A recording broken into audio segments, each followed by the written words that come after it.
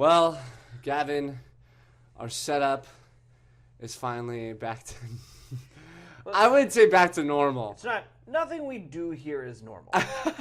And I want to comment that this is still a work in progress. I want to get the under construction, like, yellow tape and kind of put it on the wall while we're still, like... Yeah.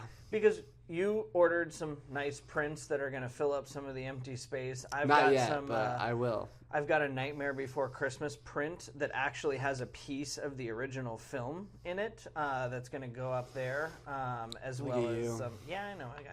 Nightmare Before Christmas? Is that what you said? Yeah. I love Tim Burton. He's one of my favorites. Okay.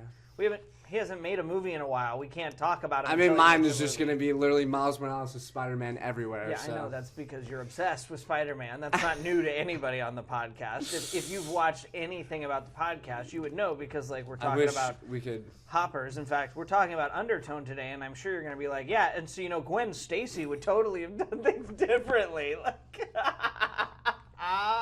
so, it's not new information that Spider-Man's basically like the peak for Brett as far as fake Cine-Files is concerned. I do have to say this: we'll figure out something for the Immortal Man, but we'll you were gonna no, what's gonna happen for the Immortal Man is we're having no more discussion on it today or any other time. Mac is gonna sit where I'm sitting.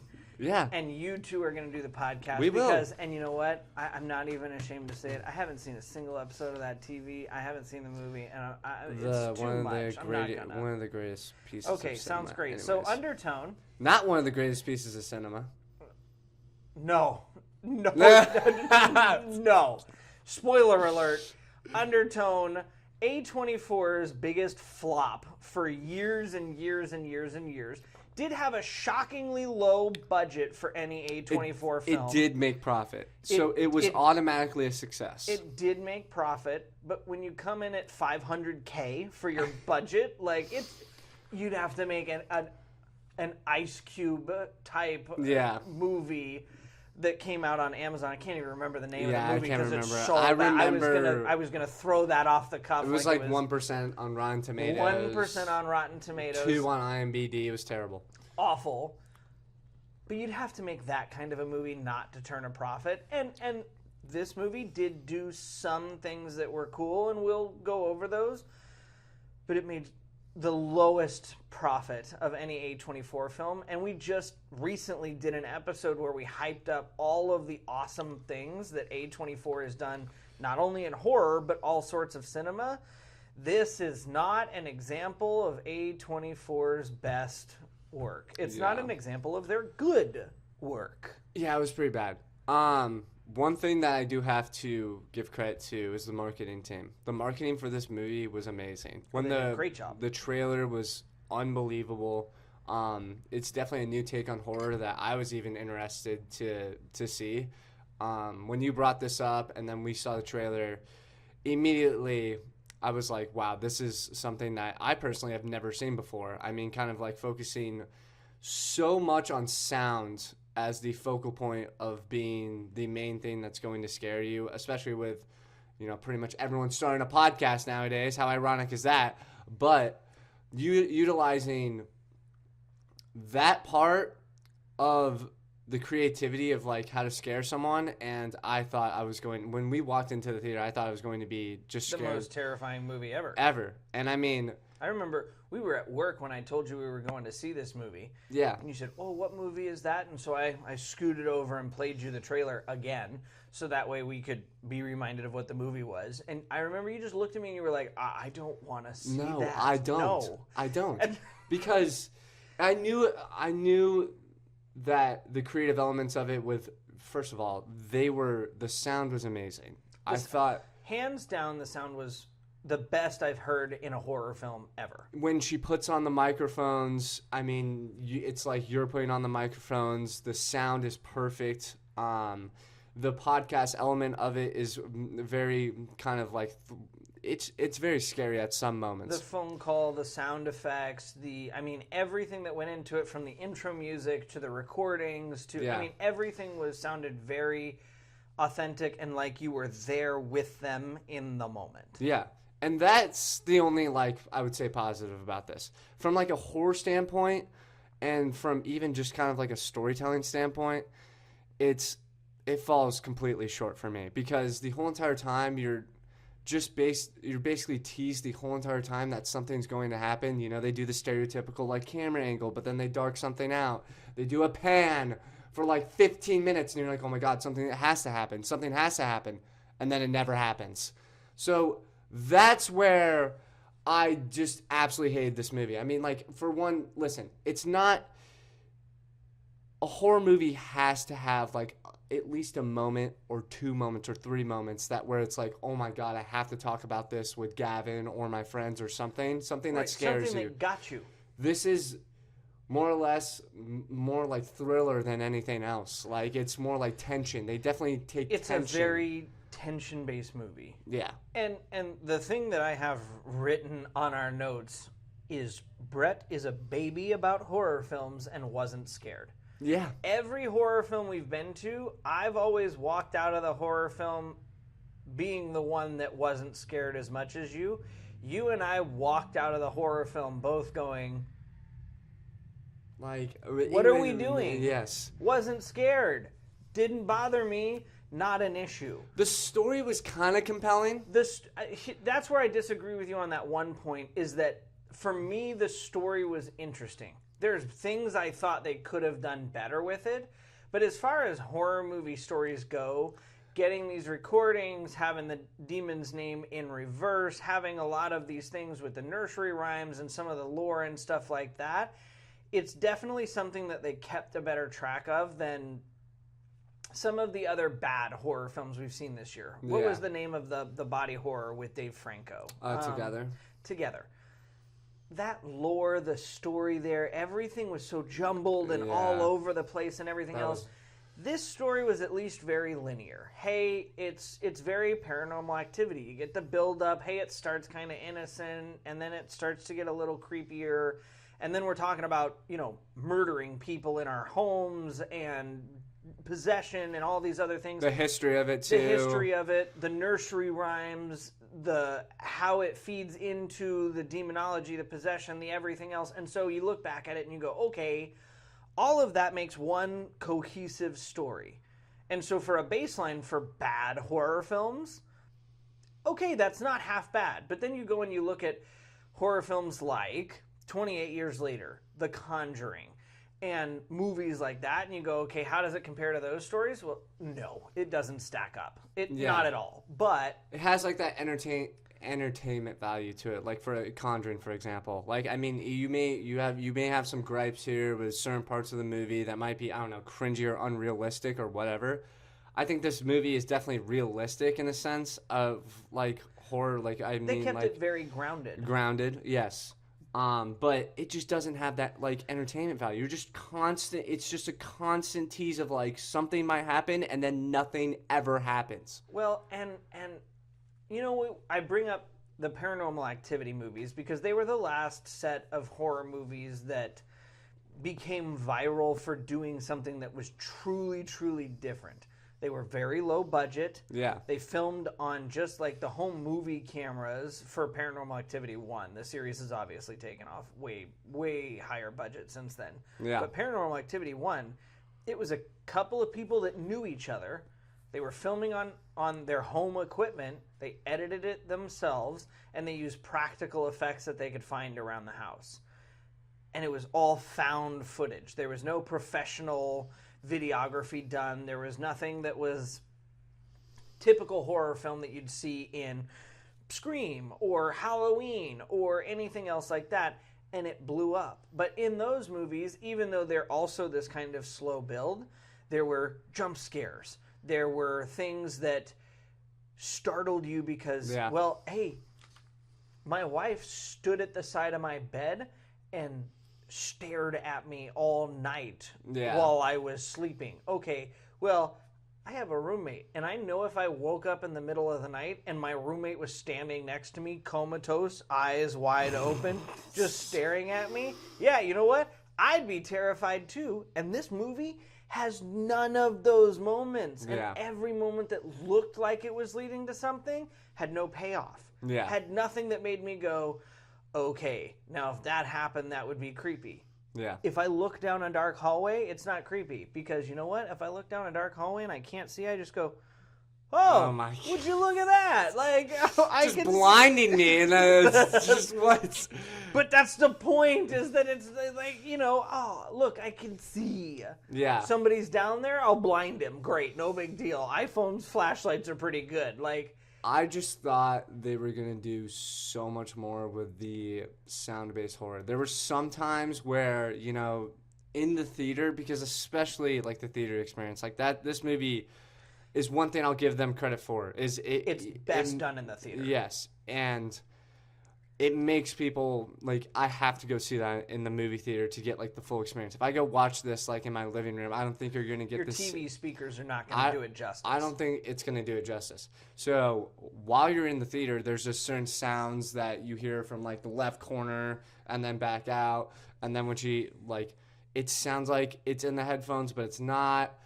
I just thought they were going to do way more than that. And when they started to do that, I started to get, like, freaked out a little bit. But then nothing ever came of it. The first sequence had my heart in my throat going, okay, they're gonna scare me. I mean, you had your knees to your chin, your face was in its normal tucked in to the top of your shirt. Because I was prepared for, like, something to, like, happen. We were both prepared to be scared, and then that whole sequence came and went, and nothing happened. Yeah. I was like, all right, well, we can relax a little.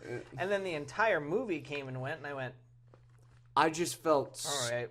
And especially with horror movies, it's like the stories have been great for, like, the past, I don't know, year and a half or so. They've been awesome. I mean, I think if there's a genre that's been improved and that's been bringing people probably to the cinema most, it's horror films. I mean, that's just, and I feel like that's always been the case. But with this one, I had expectations for it, and when they fall short, I mean, because it's a relatively, like, mundane story. It's like a girl taking care of her grandma. So when doing a podcast, you're in one place. We understand that's a low budget film, but, like, what you can do with that budget, I'm like, I don't think a budget should just, like, excuse you from being like, okay, we're gonna pan this way, but then nothing's gonna happen. We're gonna have, like, no horror elements to any sort of, like, tension moments. Because she gets on the podcast, like, 5 times. Well, right. I mean, I'm sorry, but how is it that Dying Grandma Dearest didn't at one point in one of these podcasts, even for a hallucination, reach up and grab a hand on her shoulder or something. Or appear suddenly behind her back. Like, those are basic horror elements that just needed to be in here. Right. They're basic horror elements that, as much tension as I had stored in my body during those sequences because of the sound, because of the slow camera pan, because of all of the horror elements that you did correctly to set up those moments, because as a horror fan, you know what those moments mean. Yeah. They lead to the moments where you accidentally spill your soda halfway down the aisle. And I hate those moments. But then but when they happen, they're iconic insane. Because you get out of the theater and you're like, all right, so how loud did you scream when that happened? Yeah. And the cinematography is not bad by any means. Like, No. that's what we're saying. Like, that's what everything sets it up so well, and then they just don't pay it off. No, and that's what is so frustrating. Is, like, the potential of this movie could have been, like, one of those A24 films where it's like, how the heck did they make that in, like, $500K? But I'm left with, like, okay, it was shot well, it was a good concept, but did I walk out of the theater being like, that's the greatest horror movie I've ever seen? Like, no, not at all. And you look at the Paranormal Activity movies, and some of them are bigger hits than others. Some of them are more well done than others. Mm-hmm. The fourth one might be the best out of the new modern age stuff, maybe next of kin, which is what happened when Paramount fully took over the franchise. Mm-hmm. But they've got some of the best scares. They've got some of the best stories. Those two films are kind of the peak of that. But they're recognized for doing everything with lights, with sounds, with the cinematography, with everything. This is a film that, if you'd executed those things, you could put that in the conversation with Paranormal Activity 4, with Paranormal Activity Next of Kin. Not as the greatest horror movies of all time, but like really, really good scares that like, well, if I want to watch a spooky kind of possession-like movie, I can go there. This is now a movie that I look at and I go, okay, and whenever it comes to whatever streaming service it's going to, it'll go to A24 streaming service stuff. When it goes to A24 streaming service, I'm still going to find myself going back to movies like Hereditary, Heretic, Midsummer, and other A24 greats, and this one is one that I'll be like, I'm all right. Especially since it's A24 and, Hereditary, I mean, oh my God, I can barely even sit through that movie, but and Midsummer. Yeah, it's like when when you get to kind of the third act and everything needs to go crazy, it just doesn't.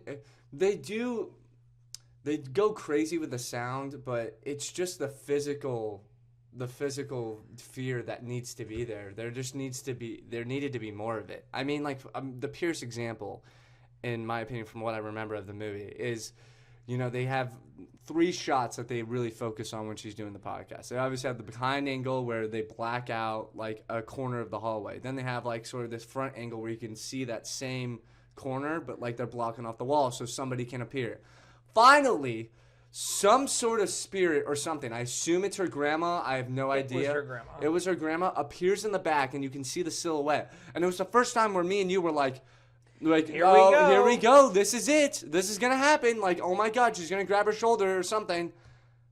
And she nothing. Just, and it wasn't nothing, but she slowly walks up behind her and then just stands there. And I'm like, okay. I'm like, do something. Do something. But then, like, when you hold it there for too long, then you're like, all right, let's go. Like, right. You're almost the fans are asking. It's the tension, and then she sort of just walks back, and I'm like, oh my God. Okay. And then she walks to the stairwell, the lights are flickering, and then it's like, oh my God, it's crazy. Those are good horror elements. That's good lighting effect. These are all good things. But like the scariest thing that her mother did was at the end of the film when she's standing in the closet where she put Mother Mary, which was her protection against the evil forces, and she's got these wide eyes and she's clearly possessed, and then she like moves towards her. But you don't get a good camera angle on it. It's not super quick. It's not jarring. It's not anything. And you're like, okay, that was mildly scary. Yeah. But like you could have done so much more with it. And the reason I bring Paranormal Activity up so much is because this director is now set to direct the next installment of Paranormal Activity. Oh, really? They're making another one? They're making another one, and he has signed on for the next installment. I mean, from just a cinematography standpoint and some horror elements, I think he can do a good job, but he just has to go the extra mile. If he wants to be successful, because the Paranormal Activity, the fans of that franchise, there will be people that will to go to see that. I think that will make a profit no matter what. There will be people that go to see it. The thing that I'll say is you need to take everything that you did good in this film and keep it, but then you need to add in the entertainment value of it. The entertainment value and the physical elements of horror. Yes. Make me jump in the theater. Make those tension moments have the payoff that they need. Because then you'll have maybe the best Paranormal Activity movie in the franchise. If you can mix the great sound, the great cinematography, the great lighting effects, couple that with the found footage style of Paranormal Activity, and give me payoff, you could be looking at one of the better movies in the whole series. And some people may say that, like, we say, oh yeah, so you're telling me like they've done everything good in the movie besides, a jump scare here and there. No, but like that's like what a horror film needs to have those moments. And again, it's not that they did everything right, because the story is it's like whatever. I mean, it's acceptable. Yeah. That's the terminology. It's intriguing. It's like, okay, I'm interested. It's just interesting enough. But like at the some devil points, made me I'm do lulling, it though. In Conjuring 3. The devil made me do it. It's not even the scariest of that Conjuring series, because it's actually a man fighting for his freedom because he's claiming to be possessed when he committed a murder. Yeah. It's not the scariest of the Conjuring films, but that story is still 5 or 6 times as engaging as this story. So if you can't beat other horror films that are not that good, and we can't even compare it to a movie like 28 Weeks Later, or 28 Years Later, or 28 Years Later Bone Temple, because those stories are 10, 15, 20 times better than this story. Is it the Blair Witch Project where it's like it's camera held? Found footage. Yeah, and like 60. And they're out in the middle of the. It took them like $60K, and it like literally it was, revolutionized. It was dirt cheap. That's what this movie could have been for horror. To be honest, easily could have been. The modern day, and it's like, I understand, like 2 different projects. I don't want to compare it to like one of the great horror films of all time, but like when we're talking about like using sound and really trying to do something different than other horror movies have done in the past, this movie is what I thought it was gonna hit that mark, but it didn't. It didn't, and it's kind of a bummer. We had high hopes for this one. I think it's our fault. Well, to be fair, I mean, the list of movies that I just rattled off, which were just a few of the horror films we've seen since we started the podcast, I'd say 80-85% of them have all gotten a score over 8.5. Yeah. So, like, it's really hard to come back and go, yeah, but horror films mostly suck. To the contrary, good sir, most of the horror films we've reviewed have been actually pretty great. They've been pretty great. But time to give our low score for this one. How low are you going on Undertone? I'm curious because I've got a pretty low score. It's not rewatchable at all. Like, it's not. If you choose to rewatch this after the first time, it's I love horror films. I'm not rewatching this one. No, because I immediately turned to you and I said that movie sucked. I'm gonna give it because of. It's okay. Give your low score. I'll give it 5. I'll give it a 5. I'll give it a 5 out of 10 because I do have to commend it for some cinematography stuff. The budget wasn't really that much, but they definitely, from a creative standpoint, cinematography, lighting, certain moments, I thought they did pretty good. I thought the tension was there. The thriller aspects were pretty good, but the story is relatively boring. And yeah, there's just no payoff to any scene whatsoever in this movie. I mean, it's a 90-minute just tease of a horror film, and it's horrendous. I have to say, but it was definitely one of my more disappointing movies of the year because I had so much high hopes for it. It was one of the few horror movies where I was like, I don't want to go see this because I think it's going to be so scary, but then it ended up just being really dull, really bland, and it just didn't hit the mark. I mean, I do give them credit to their marketing team because they got $15 million out of a $500 budget, so I get $500,000 budget. That's insane. But no, it's like a 5 out of 10 movie. It's nothing crazy. I mean, go see it in the theater once and then you're never going to see it again. I mean, it's not. It would be fun to see with your friends, I guess, like in streaming if they haven't seen it and you've seen it, but you're just going to be bored the whole entire time. So yeah, it's a movie to sit around and chat with. That's about it. You don't have to do much else. It's like you're watching a bad podcast too the whole entire time. I just realized that. It's not a great podcast. It's not. I mean, and random interjection. I don't know how they're editing that podcast. They stop at the most random moment. Oh, yeah, you're right. And they're like, we'll just edit that together. And I thought to myself, I was like, if Brett ever just stopped in the middle of a sentence and was like, all right, so we'll just record another time. Okay, no! I had a moment like where I was like, all right, I'm just not into it. Like, I stopped midway through. We stopped down, we re-recorded it. Yes. And we did it on a different day because you just couldn't get back into the recording, and that was totally fine. But they're like... But, dude... This is like 10... They stop, and she's like, we'll stop there, and we'll pick it up. And then the next time, she picks up her headphones, and she's like, yeah, so... And I'm like... No! What are we doing? What are we doing? if she was my podcast partner, we wouldn't have gotten past season 1. There would be no season 2. Don't worry, we'll There's pick it up. No season 3. We'll pick it up and edit it together. We're on like part 10 of like pick 10 it up recording. and she's like, just go ahead and post it. Post what?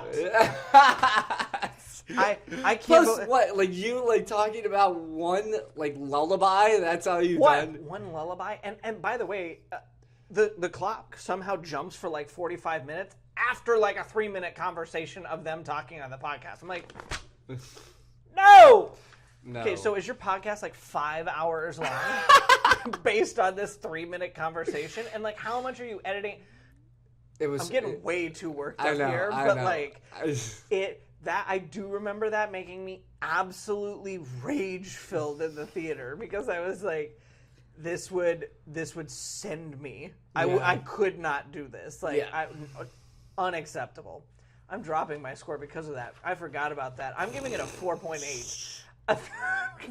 Giving it a 4.8. Awful podcast etiquette. Awful, awful, awful. Unacceptable. Just unacceptable. Yeah, I mean, like good elements, but it had good elements. It was a mildly entertaining story, but I'm not. I mean, there's a movie called Trick on Amazon, and it's a bad ripoff of every slasher that's been out of the universe forever. Yeah. I rewatch it because it's Halloween themed, and I rewatch it around Halloween because I watched it a while ago when I was young, and it's stupid and whatever, and I bought it on Amazon for like $2 because it was on sale at one time. So I own it, I watch it. This is not a movie I'm going to rewatch. 4.8. Sorry, guys. You did a lot of cool things. You experimented. You tried, but you did not come through. Especially not good enough for me to make this a part of my regular scary movie rotation. Yeah, it was. I'll watch Blair Witch. I totally forgot about that movie for a while. I haven't seen that in ages. I know. I mean, I'll go back and watch that movie. That's what I was thinking about the whole entire podcast. I was like, wait, what is it called? No, Blair Witch Project is so good. Yeah, and it's like you said, it's a wicked cheap budget. Yeah, like might be one of the cheapest horror movie budgets that were successes. It took them $60,000 to make it, and then they made I don't even know. They made like millions. Yeah, they made millions. I don't even think that I would have just stopped making movies from that point. I would have just been like, okay, all right, this is the most successful project ever. Right. But yeah, it was. Why it was, work again? It was underwhelming. There's a lot of great A24 projects that will be probably more exciting. Backrooms is coming up. We just saw the trailer for that. It looks terrifying. Yeah, I did, and honestly, great concept. Great concept. It's got payoff. Like I'm not as worried about this one. I this hope one looks to a God. lot more, and this one is found footage. So I don't think the entire thing is going to be found footage, but when he goes into the back rooms, they are going to be using those handheld cameras. So I think it's going to mix a lot of horror movie styles in, which I think could be really exciting. I think Backrooms is going to be one of the...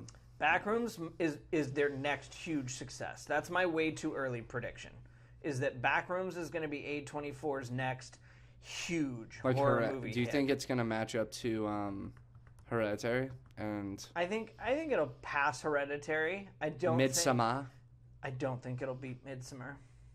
I feel you. I think that for now...